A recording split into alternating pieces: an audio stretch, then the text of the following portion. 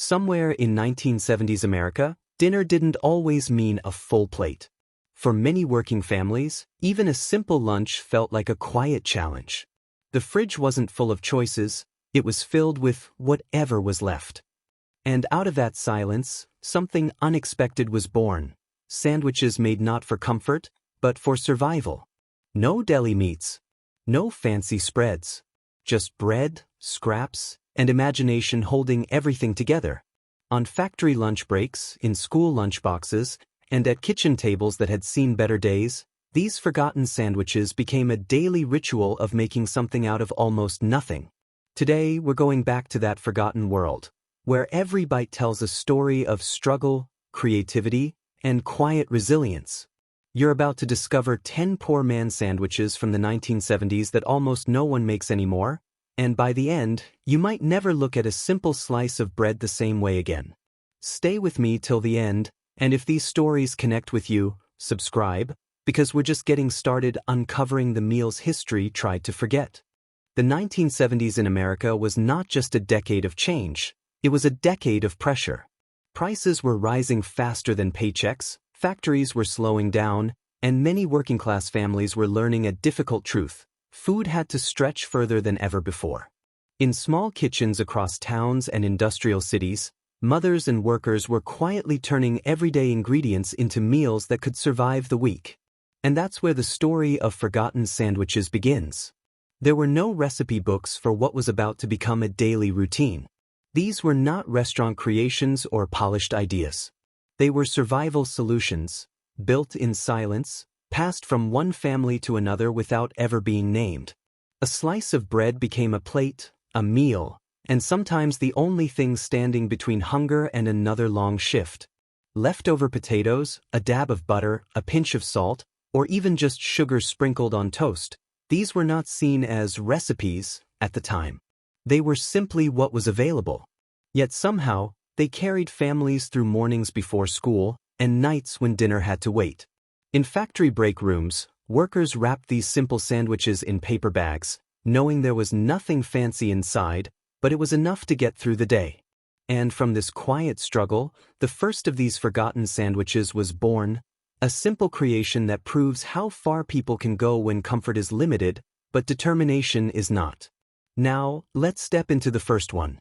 The first forgotten sandwich from this era was as simple as it gets, yet it tells you everything about the time it came from. It was the onion and butter bread sandwich. At first glance, it doesn't sound like a meal at all. Just slices of bread, a thin layer of butter, and raw onion cut so fine it almost disappears into the surface. But in the 1970s, this combination carried a strange kind of comfort. When refrigerators were nearly empty and grocery money was running low, families didn't think in terms of flavor, they thought in terms of survival. The sharp bite of onion paired with soft butter created something unexpectedly satisfying. The butter softened the harshness, while the onion added a strong, lingering taste that stayed long after the meal was gone. It wasn't fancy, but it had presence. It reminded people that even in hard times, flavor could still exist. Many workers would pack this sandwich in simple paper wraps before heading to long shifts. It was cheap, quick, and required nothing more than what was already sitting in the kitchen. For some, it was eaten quietly on factory breaks. For others, it was a late-night bite when hunger returned after a long day. What makes this sandwich unforgettable isn't just its taste, it's the memory behind it. It represents a time when even the smallest ingredients were treated with respect, because wasting anything simply wasn't an option. And as simple as it sounds, this was just the beginning of a whole series of survival creations that kept families going when times were anything but easy. Another forgotten creation from the 1970s carried an even more surprising combination, something that today might feel unusual, but back then was completely normal. It was the ketchup and mustard poor boy sandwich. This wasn't a sandwich built on abundance. It was built on necessity. When the pantry was nearly empty and there was no meat, no cheese, and sometimes not even fresh vegetables, people reached for the only things that were always within reach: condiments. A simple slice of bread would be lightly spread with ketchup and mustard, sometimes mixed together into a thin, tangy paste. The result was sharp, slightly sweet, slightly sour, and oddly filling in its own way. It wasn't about luxury, it was about tricking hunger long enough to get through the day. Children often ate it after school when they came home to quiet kitchens and empty cupboards. Workers sometimes packed it for lunch when payday was still days away. It became one of those quiet survival foods that nobody proudly talked about, but many remember clearly. What made it stick in memory wasn't just its taste, but the feeling it carried. Each bite reminded people of stretching the last few cents, of waiting for better days, and of making something out of almost nothing. It was simple, even crude, but it worked. And in a time when meals were uncertain, even a humble ketchup and mustard sandwich could feel like a small act of endurance. Because in the 1970s, creativity in the kitchen wasn't a choice, it was a necessity that kept families moving forward. One of the most filling ideas to come out of struggling kitchens in the 1970s was the fried potato slice sandwich. It was born from leftovers, but it quickly became something people actually looked forward to. When there was no meat left in the house, potatoes stepped in as the hero ingredient. Thin slices were pan-fried in a little oil or leftover fat until they turned golden on the edges and soft in the center. Then they were placed between two pieces of bread, sometimes with a pinch of salt, sometimes with nothing at all. What made this sandwich special wasn't complexity, it was texture. The crisp edges of the potato against soft bread created a contrast that felt far more satisfying than expected. For many families, this wasn't a poor substitute. It was a complete meal. In working-class homes, this sandwich often appeared during long afternoons when everyone was waiting for dinner but needed something to hold them over. It was cheap, quick, and used ingredients that were always available, even in the hardest weeks. Children would sometimes eat it straight from the pan, while adults wrapped it carefully for factory shifts or long drives. It filled stomachs, but it also carried a quiet sense of relief, because at least there was something warm to eat. Over time, this simple creation faded as fast food and processed snacks became more common. But for those who lived through it, the fried potato slice sandwich is more than just food. It's a memory of making comfort out of necessity and finding warmth in the most ordinary ingredients. Another quiet creation from this era was the sugar toast sandwich, a simple idea that turned plain bread into something that felt almost like a treat during hard times. In many 1970s households, sugar was one of the few ingredients that never completely disappeared from the kitchen shelf. When everything else ran low, families leaned on it in small, creative ways. One of those ways was sprinkling sugar directly onto warm toast, sometimes with a thin layer of butter, sometimes without anything at all. On its own, it might sound too simple to be called a meal. But for children especially, it carried a sense of comfort that went beyond hunger. The warmth of the toast melted the sugar slightly, creating a soft sweetness that felt like a small reward in an otherwise difficult day. For adults, it often served as a quick bite during early mornings or late nights when proper meals weren't available. It required no preparation, no cooking skills, and almost no expense. Just bread, heat, and a pinch of something sweet to make the moment easier. What makes the sugar toast sandwich memorable isn't its ingredients, but its role in daily life. It was not created for enjoyment, it was created for necessity. Yet somehow, it became one of those simple comforts that people still remember with a strange sense of warmth. And like many foods from this time, it quietly disappeared as better options returned to kitchen tables. But in the 1970s, even something as basic as sugar on bread could feel like a small escape from reality, if only for a few minutes. Another simple but deeply practical creation from the 1970s was the mayo and pepper sandwich.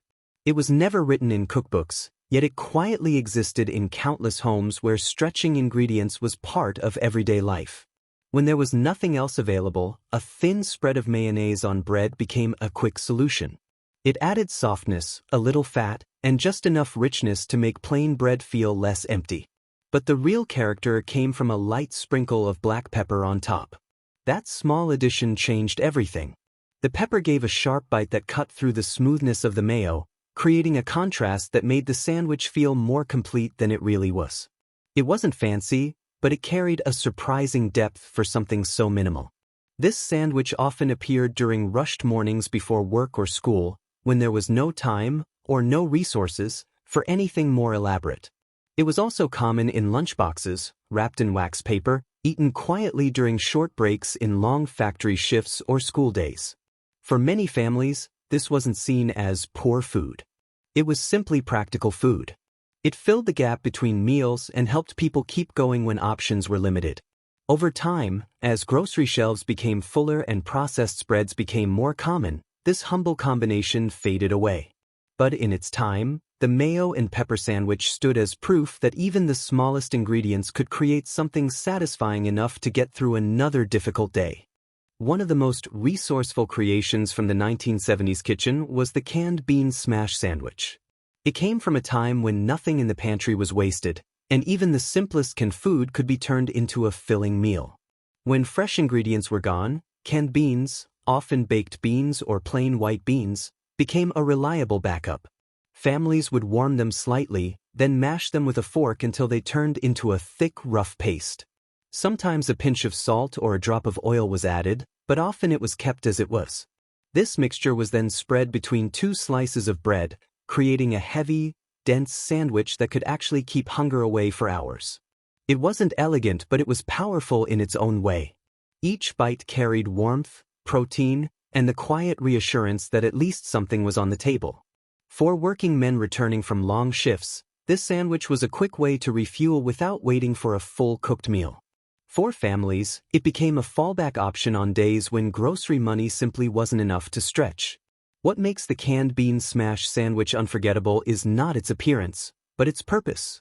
It represents a time when food wasn't about presentation, it was about endurance. And even though it has almost disappeared from modern kitchens, it remains a symbol of how creativity and necessity often met in the middle during the hardest years, turning a simple can of beans into something that truly mattered. Another forgotten survival creation from the 1970s was the bologna ends sandwich. It was born from a simple habit of waste not thinking that defined many working-class kitchens of that time. When families bought bologna, nothing was thrown away, not even the uneven end pieces that most people today would discard. Those small scraps were carefully saved, sometimes from several slices, until there was enough to make a full sandwich filling. The bologna ends were chopped, pressed, or simply layered together between bread, often with nothing else added. In some homes, a little mustard or mayo was used, but even that was optional. The goal was not flavor perfection. It was to make sure every last bit of food served a purpose. This sandwich often appeared in lunchboxes, especially for children going to school with whatever the household could manage that week. It wasn't glamorous, but it carried a sense of care behind it. Every bite was a reminder that nothing in the kitchen was taken for granted. For adults working long hours, it was a practical meal that could be prepared in seconds. No cooking, no preparation, just assembly from whatever was left in the fridge. What makes the bologna ends sandwich memorable is its quiet lesson: even the smallest scraps had value. In a decade where money was tight and waste was unthinkable, families learned to turn leftovers into something meaningful. And while modern kitchens rarely think twice about throwing such pieces away, this simple sandwich stands as a reminder of a time when every slice mattered, and nothing was too small to become a meal. Another unusual yet practical creation from the 1970s was the hot water gravy sandwich. It came from kitchens where meat was scarce, but the need for something warm and filling was constant. When there was no real gravy or leftover meat drippings, families improvised. A simple mixture was made using hot water, flour, salt, and sometimes a little butter or oil if it was available. It was whisked over heat until it thickened into a thin, homemade gravy. Nothing fancy, just enough to create warmth and texture. This hot mixture was then poured or dipped onto slices of bread, soaking into it and turning something dry into a soft, comforting meal. It wasn't about presentation or taste in the modern sense. It was about warmth, both physical and emotional. Many families ate this in the evening when the day had been long and the kitchen options were almost empty. It was especially common during colder months, when even a simple hot meal could make a difficult day feel slightly easier. Children often remember it as soaked bread, while adults saw it as a practical way to stretch flour and water into something that resembled food. It filled the stomach just enough to push through until the next day. The hot water gravy sandwich represents a kind of creativity born from limitation. When ingredients were missing, imagination stepped in. And even though it looks extremely simple today, it once played an important role in keeping families fed when there was almost nothing left to cook. The final forgotten sandwich from this 1970s collection is one of the simplest of all: the apple slice and peanut butter crust sandwich. At first, it might sound almost too normal compared to the others, but in many households, even basic ingredients like apples and peanut butter were considered valuable. So when they came together, it felt like a small moment of comfort in an otherwise difficult routine. Thin apple slices were placed between two pieces of bread, sometimes layered with just a light spread of peanut butter if it was available. The apple added a fresh crunch, while the peanut butter gave it a soft, nutty richness that helped turn a basic bite into something more complete. For children, this was often a school lunch favorite on better days. For parents, it was a way to stretch fruit across multiple meals without letting anything go to waste. Even the apple peel was sometimes left on to make it last longer. What made this sandwich stand out was its balance. Unlike many other survival meals of the time, it didn't feel entirely like struggle food. It carried a hint of freshness, a reminder that even during hard times, small moments of normal life still existed. But as convenience foods and processed snacks became more common in later decades, this simple combination slowly faded away, replaced by packaged lunches and sugary alternatives. Today, it remains a quiet memory of a time when even something as simple as fruit between bread could feel meaningful, proof that in the 1970s, every ingredient told a story of making the most out of very little. We've just walked through a world where sandwiches were never just food, they were solutions. Born in kitchens where every ingredient had to be stretched, saved, and respected, these forgotten creations tell a deeper story than hunger alone. They speak about patience, resilience, and the quiet creativity of families trying to keep life moving forward during uncertain times. From simple bread and onions to makeshift spreads and leftover scraps, every sandwich you saw today carried a piece of daily survival from the 1970s. No recipes, no measurements, just instinct, necessity, and the will to make something out of almost nothing. And maybe that's what makes these stories stay with us even today.